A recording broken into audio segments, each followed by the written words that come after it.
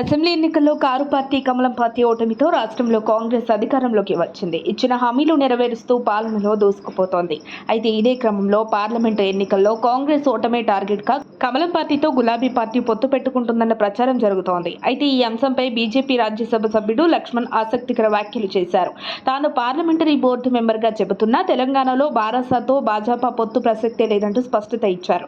కాంగ్రెస్ ప్రభుత్వంలో కమలం పెద్దలతో బీఆర్ఎస్ ఎన్ని రకాలుగా కాలబేరానికి వచ్చినా బీజేపీ 17 స్థానాల్లో ఒంటరిగా బరిలోకి దిగుతుందని తేల్చి చెప్పారు. ఏనాడైనా బీజేపీ బీఆర్ఎస్ కలిసి పోటీ చేశాయా? ఆ చరిత్ర కాంగ్రెస్కే ఉందని ఎద్దేవా చేశారు. గత ఎన్నికల్లో ఒక తప్పుడు ప్రచారం చేసి కాంగ్రెస్ గెలిచి బలపడిందని చెప్పారు. బీఆర్ఎస్ నుంచి పోటీ చేయడానికి ఆ పార్టీ సిట్టింగ్ ఎంపీలు సిద్ధంగా లేరని, వారంతా పక్కచూపులు చూస్తున్నారని ఆసక్తికర వ్యాఖ్యలు చేశారు. చాలా మంది మాతో టచ్లో ఉన్నారని లక్ష్మణ్ తెలిపారు. తెలంగాణలో జరిగిన శాసనసభ ఎన్నికల ముందు బుక్కింది అంతా కక్కిస్తామని కాంగ్రెస్ నేతలు అన్నారు.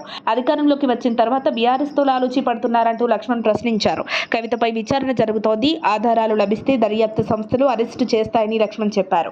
గత ప్రభుత్వ అవినీతి మీద సీబీఐ దర్యాప్తు కోసం రాష్ట్రం ఎందుకు లేఖ రాయడం లేదని ప్రశ్నించారు.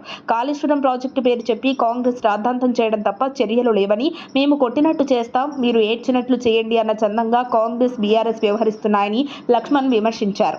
గతంలో ఒక ఎమ్మెల్యే గెలిచినప్పుడు 4 ఎంపీ సీట్లు ఇచ్చారు. ఇప్పుడు 8 మంది బీజేపీ ఎమ్మెల్యేలు విజయం సాధించారు. దీంతో తెలంగాణలో లోక్సభ ఎన్నికల్లో మెజార్టీ స్థానాల్లో గెలిచే ప్రయత్నం చేస్తామన్నారు.